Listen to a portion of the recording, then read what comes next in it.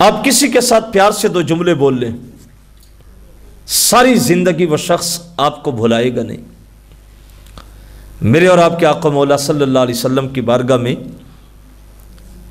حضرت زید بن حارثہ کو پیش کیا گیا، غلام تھے، کسی نے اٹھا کے بیچا، منڈیوں سے بکتے بکتے پہنچے تھے۔ حضرت خدیجہ الکبریٰ کا جب نکاح ہوتا ہے، شادی ہوتی ہے، تو دیکھا حضور اس سے پیار کرتے ہیں، اس کی حضور آپ کو وقف کرتی تھے تو غلام بچے تھے، لیکن حضور نے کتنا پیار دیا۔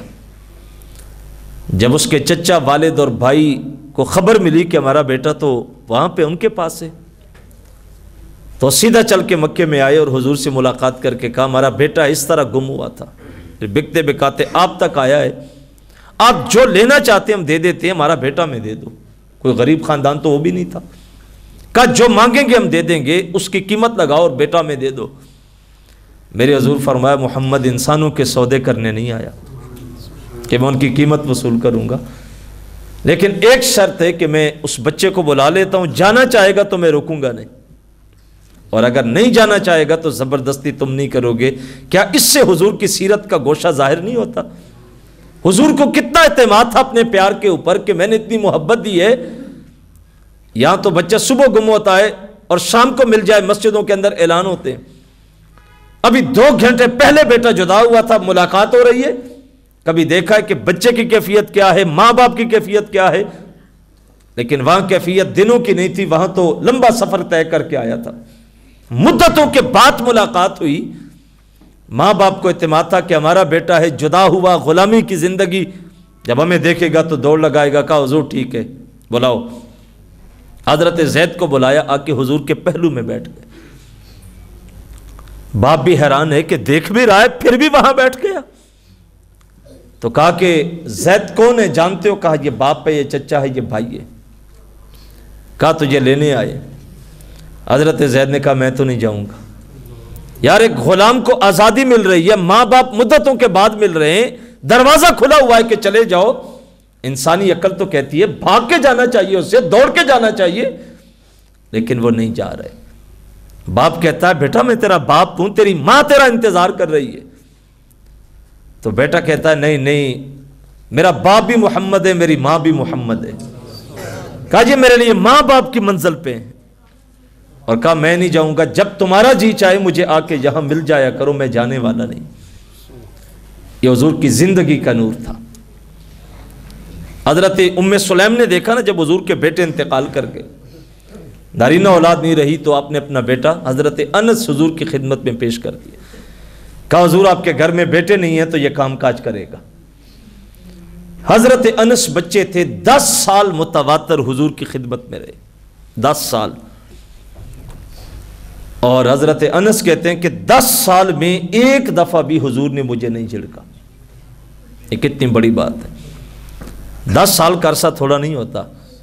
ہم تو اپنے بچے کے ساتھ ایک دن پورا چھٹی کا نہیں گزار سکتے، اپنے بچے کے ساتھ گھر میں ایک دن پورا گزاریں تو بچوں کو جھڑکتے بھی ہیں، بس اوقات تھپڑ بھی مار دیتے ہیں، بس اوقات غصہ بھی کر لیتے ہیں، حالانکہ اپنی اولاد ہوتی ہے۔ حضرت انس خادم کے طور پہ گھر میں رہتے تھے۔ کیا سمجھ آتی ہے کہ حضرت انس سے کبھی غلطی نہیں ہوئی ہوگی، بچے تھے، خود کہتے ہیں کبھی حضور کام کرنے بھیج دیتے، میں بچہ تھا، باہر جا کے بچے کھیل رہے ہوتے تو میں بھی کھیلنا شروع کر دیتا۔ ایک دن حضور پیچھے سے آئی، یوں میری گردن پہ ہاتھ رکھ کے اپنی طرف موڑا، اور حضور مسکرا کے فرمایا انس تجھے کام بھیجا تھا۔ حضرت انس کہتے ہیں میں نے مسکرا کے کہا حضور یوں گیا اور یوں آیا، کبھی کام پہ بھیجتے واپس آ جاتا، کام نہیں ہوتا۔ حضور گھر میں آتے تو ازواج مطہرات شکایت کرتی ہیں کہ انس کو کہا تھا کام نہیں کر کے آیا۔ میرے حضور فرماتے کوئی بات نہیں، اللہ کو منظور ہوتا تو کام ہو جاتا، پھر ہو جائے گا۔ جب لہجہ اتنا میٹھا ہوگا، انداز اتنا خوبصورت ہوگا۔ ہماری دکان پہ جو مزدور کام کرتے ہیں، بچے ہوٹلوں میں جو کام کرتے ہیں، فیکٹریوں میں جو کام کرتے ہیں، ہمارے ماتحت جو لوگ ہوتے ہیں، کبھی ہم نے دیکھا ہے کہ ہمارا رویہ ان کے ساتھ کیسا ہے؟ ہم یہ تو کہہ دیتے ہیں جی بس سارا کام چور ہیں، کوئی بندہ اپنی ذمہ داری ادا کرنے کو تیار نہیں ہے، لیکن ہم نے کبھی اپنے لہجے پہ غور کیا ہے؟ جس بچے کو سارا دن دھکے دیتے ہیں، گالیاں دیتے ہیں، تھپڑ مارتے ہیں، اور وہ جو ہے وہ مہمان آ جائیں تو کھانا بھی لے کے آ رہا ہے، وہ چائے بھی لے کے آ رہا ہے، وہ برتن بھی دھو کے دے رہا ہے، خود صاحب نے کرسی پہ بیٹھ کے پانی پینا ہو تو مزدور اٹھ کے گلاس دھو کے پانی دیتا ہے، لیکن اس صاحب کا لہجہ اتنا سخت ہوتا ہے، لیکن کبھی اس بچے کو قریب کر کے نہیں پوچھا کہ بیٹا تیری عمر کے بچے تو اسکول جاتے ہیں، تیری ماں تجھے صبح صبح کام پہ بھیجتی ہے، گھر میں کیا ہے، غربت کتنی ہے، کون سا دکھ پل رہا ہے کہ تمہاری ماں تمہیں پڑھنے نہیں بھیجتی، صبح دکان پہ بھیج دیتی ہے۔ یار جو ہمارے آنے سے پہلے دکان بھی کھولے، جھاڑو بھی دے، صبح سامان بھی سارا صاف کر کے رکھے، اور ہم سارا دن اس کو گالیاں دیں، اس کو دھکے دیں، تو پھر وہ مزدور دل سے قدر تو نہیں نہ کرے گا۔ آپ اس سے بیٹوں جیسا سلوک کر کے دیکھیں، پھر دیکھیں کہ لوگ تو جان بھی قربان کرنے کو تیار ہوتے، لیکن حقیقت ہے کہ ہم نے کبھی لوگوں کی قدر کرنا نہیں سیکھی۔ ایک صاحب نکلے سفر پہ، تو ریلوے اسٹیشن پہ پہنچے، گاڑی روکی تو ایک مزدور کو بلایا جو سامان اٹھانے والے ہوتے ہیں ریلوے اسٹیشنوں پہ، اور اسے کہا کہ یہ میرا سامان اٹھا کے فلاں نمبر ٹرین کی بوکی اور فلاں نمبر سیٹ ہے وہاں پہنچا دو۔ صاحب اترے اور سیدھا چلے گئے۔ وہ جو مزدور تھا اس نے کچھ سر پہ سامان اٹھایا، کچھ بیگ ہاتھ میں پکڑے، رش زیادہ تھا، دھکے کھاتے کھاتے وہاں پہنچا تو ٹرین نکل گئی، چونکہ ٹائم تھوڑا تھا۔ اب مزدور پریشان ہو گیا کہ صاحب کی ٹرین نکل گئی، پتہ نہیں کیسا رویہ اختیار کریں گے میرے ساتھ۔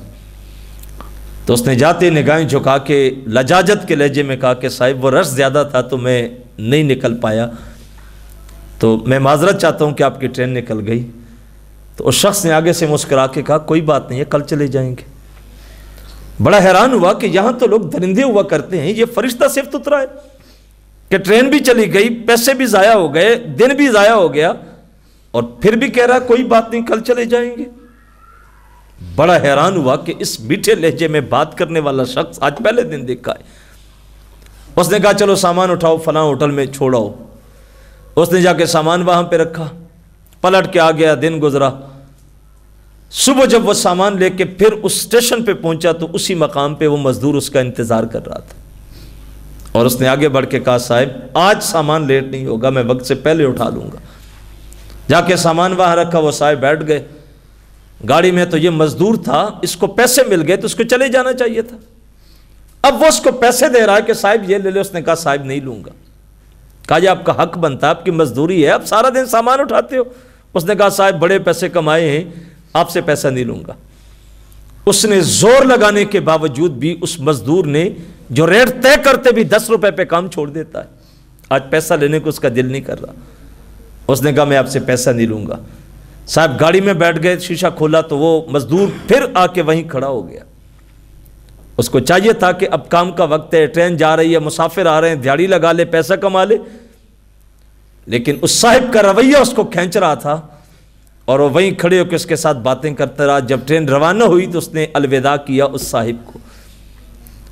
وہ بابو صاحب کہتے ہیں کہ میں نے بڑے سفر کیے، بچوں نے روانہ کیا، دوستوں نے الوداع کیا، عزیزوں نے الوداع کیا، لیکن وہ کہتا ہے جس انداز سے اس مزدور نے مجھے الوداع کیا تھا میں آج تک نہیں بھول پایا۔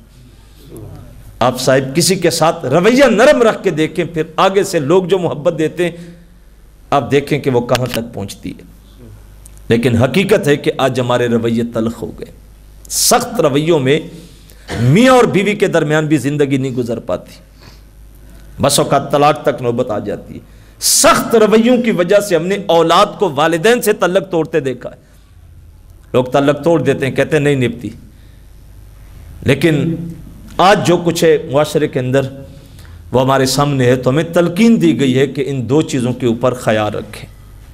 ایک تو آپ کی زبان کے اوپر کنٹرول ہو، اور ایک آپ کے رزق کے اوپر آپ کی توجہ ہو کہ وہ پاکیزگی کے ساتھ آپ تک پہنچے، ناجائز راستے سے آپ کے پاس نہ آئے۔ جب یہ دو چیزیں ہوتی ہیں تو پھر زندگی ظاہری طور پہ اجڑ جاتی۔ آخرت تو ہے ہی ہے، دنیا کے اندر بھی اس کا وبال انسان کی زندگی کے اندر داخل ہوتا ہے۔ لہٰذا ہم کوشش کر کے اپنی زندگی کے اوپر توجہ دیں، اپنا لہجہ درست کریں، انداز دیکھیں، جو کام ہونے والا وہ تو ہو گیا۔ ہم مزدور کو تھپڑ بھی مار لیں گے تو وہ کام ہوگا تو نہیں، جو نقصان ہونا تھا وہ ہو گیا، جو برتن ٹوٹنے تھے وہ ٹوٹ گئے، جو کچھ ہونا تھا وہ ہو گیا۔ لہٰذا ہم سختی بھی کریں گے، ہم گالی گلوچ بھی دیں گے، ہم اس کے اوپر ہاتھ بھی اٹھا لیں گے، उससे कुछ नहीं होगा। लेकिन अगर हम सब्र का दामन थामेंगे, अपने रवैये को, अंदाज को अच्छे अंदाज से उसके साथ पेश आएंगे, तो यकीनन फिर उसकी बरकतें ज़िंदगी के अंदर लौट के आएंगी। और वही शख्स जो आज आपसे दूर भाग रहा था, आपकी मोहब्बत का लहजा उसको आपके करीब कर देगा। घरों में अपने लहजे दुरुस्त करें, बीवी बच्चों के साथ अपने लहजों को दुरुस्त करें, और फिर आप एक हफ्ते के बाद रिजल्ट देखेंगे कि आपके घर में किस कदर रौनक आती है, किस कदर खुशियाँ आती है। जब हम अपने पे कंट्रोल नहीं कर पाते तो फिर नतीजा ये निकलता है कि हमने घर उजड़ते तक देखे।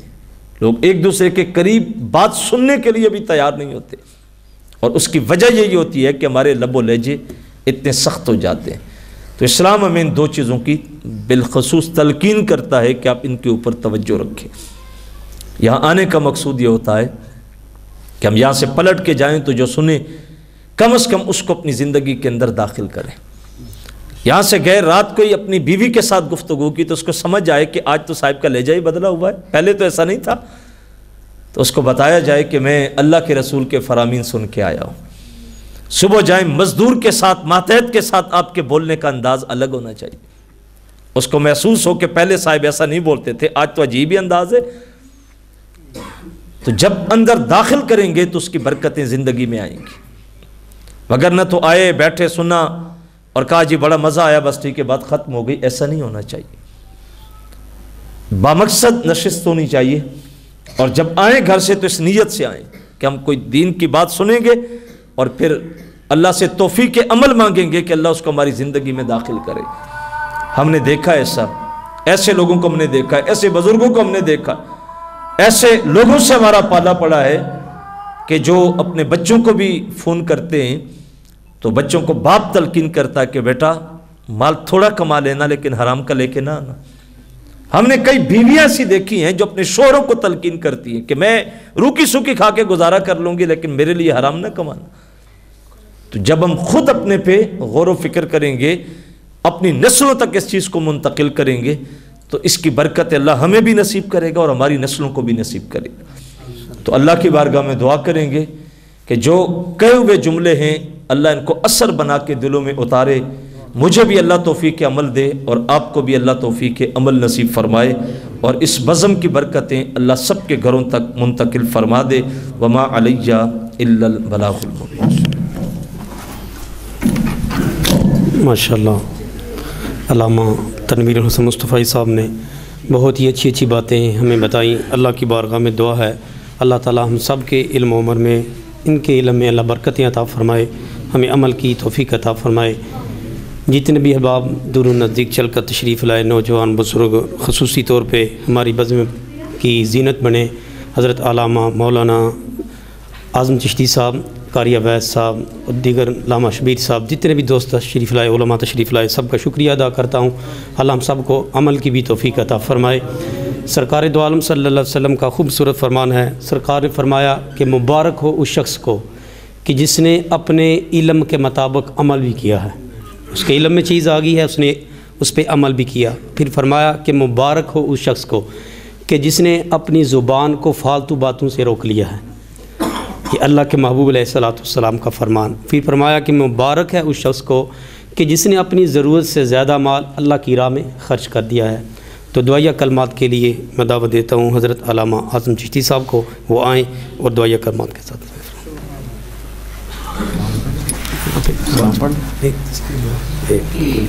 ठीक